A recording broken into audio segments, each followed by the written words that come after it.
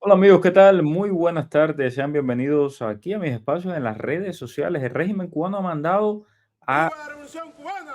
¡Viva! México, quiere mandar otro contingente médico para México, justamente, y pues continúa esta negociación entre, entre el régimen cubano y Andrés Manuel López Obrador. ¿Qué significa este nuevo envío de 4.000 médicos más a México y cómo eh, estamos viendo poco a poco lo que vimos con Chávez en el pasado, esta cercanía cada vez más entre México y, y el régimen cubano? Me acompaña el especialista en todos estos temas, Hugo Achá, de la Fundación para los Derechos Humanos en Cuba. ¿Cómo estás, Hugo? Mario, es siempre un placer. Estamos a tus completas órdenes.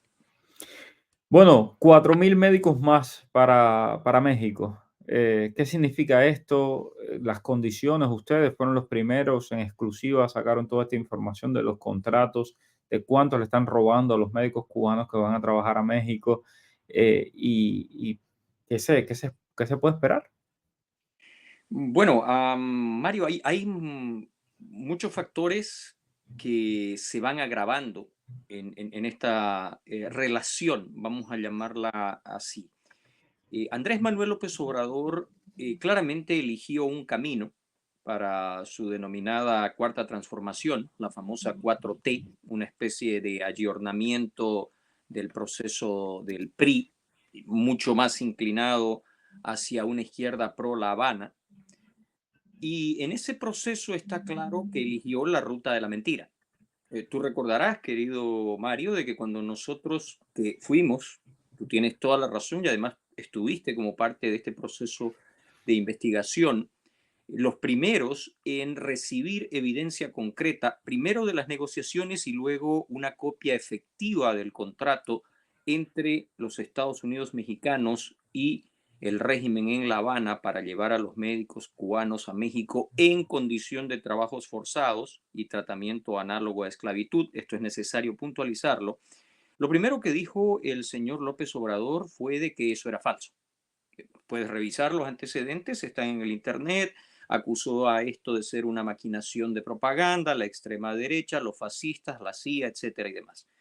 Cuando la evidencia empezó a ser mostrada, el señor López Obrador indicó que se trataba de una iniciativa regional, un convenio entre municipios, ¿no?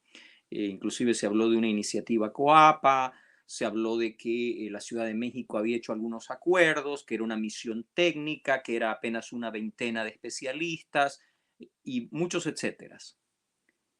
Llegó el COVID y con el COVID una emergencia sanitaria que fue utilizada como una especie de muleta para darle a esto una nueva vida.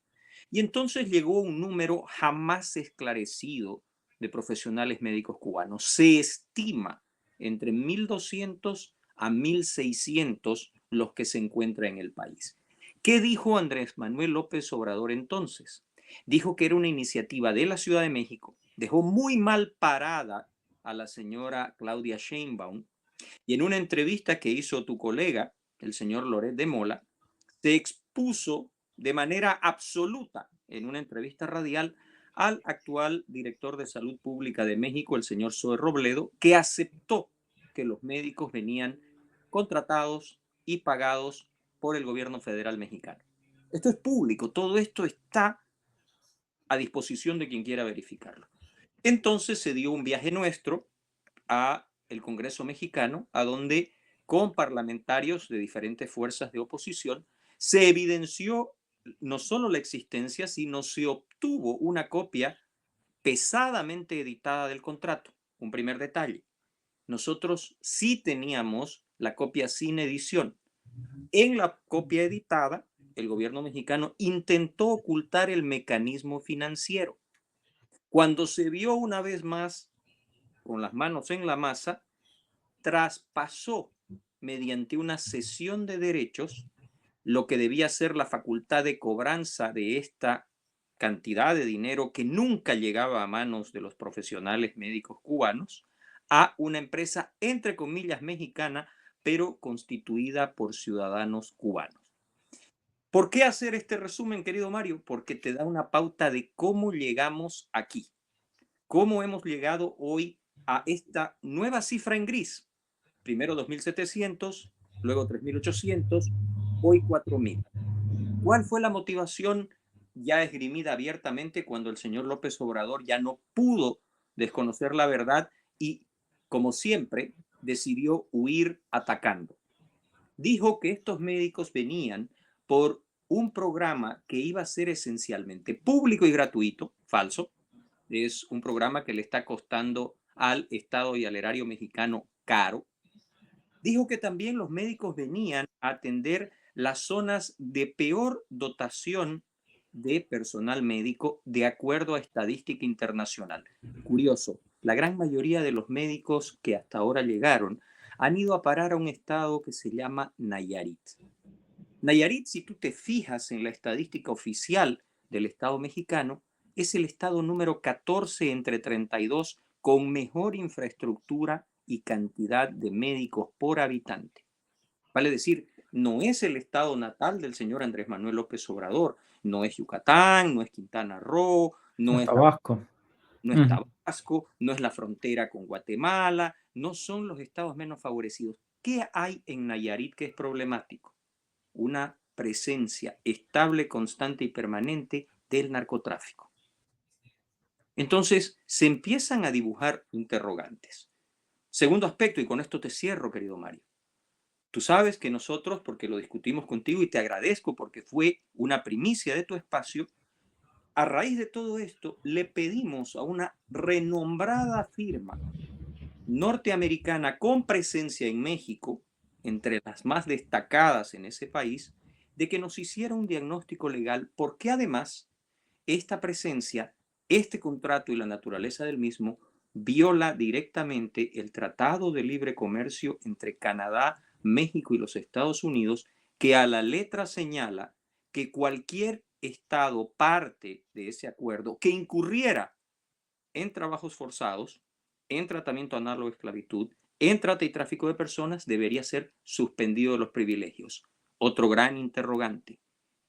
Está claro que Andrés Manuel López Obrador, al traer a estos médicos, al exponerlos a lo que los expone, al ser cómplice de la dictadura cubana, violó un tratado que le proporciona a México 333 billones de dólares en comercio bilateral y tripartito por enviarle unos pocos millones de dólares a sus compadres ideológicos en La Habana. Hay otros aspectos que podemos desarrollar, pero creo que esto, querido Mario, es un resumen que engloba lo que hoy día nos trae este nuevo contingente. Bueno, yo sé que lo verá este video mucha gente también en México y algunos dirán esta inocente manera de ver las cosas de quien no está informado, ¿no? ¿Por qué se oponen a que vayan médicos a atender a pobres en México? Hay que contar un poquito también, y yo sé que la mayoría de los cubanos lo sabe, pero para los que no lo saben, sobre todo las personas del extranjero, gente que no es que no le ha tocado esta maquinaria terrible del castrismo, ¿qué es lo que pasa con esos médicos que envían al extranjero? ¿Cuáles son las principales violaciones a sus derechos? Querido Mario, me has planteado una pregunta con la que me he topado desde los países de menor índices de desarrollo hasta el Parlamento Europeo. Ujú. He sido interpelado por miembros del Parlamento Europeo que me acusaron en algún momento de representar a una organización que ponía en riesgo la vida de niños. No, por el amor de Dios. Primero, la fundación, y tú lo sabes, no se opone a que personal médico cubano vaya a ninguna parte del planeta a atender y a ejercer conforme se lo indique su apego al juramento hipocrático. Punto. Pero, solo como referentes, tú recordarás el caso de violación de derechos que se dio con la intermediación y complicidad de la Organización Panamericana de la Salud. La Organización Mundial de la Salud dice que toda brigada médica internacional deberá recibir la misma compensación que su equivalente profesional local y tener los mismos derechos sociales y laborales. Segundo, la Organización Mundial del Trabajo dice que el salario es propiedad exclusiva del trabajador.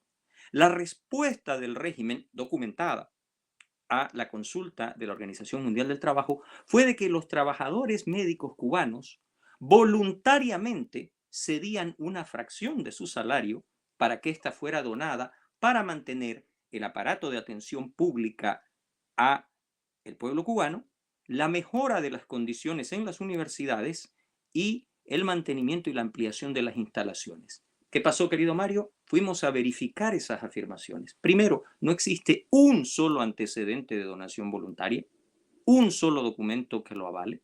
No hay un contrato que pueda ser definido como tal. Defino muy rápidamente. Contrato es el acuerdo libre de voluntades que, pactado sin ningún tipo de presión o dolo, define obligaciones claras y no lesiona los derechos del trabajador.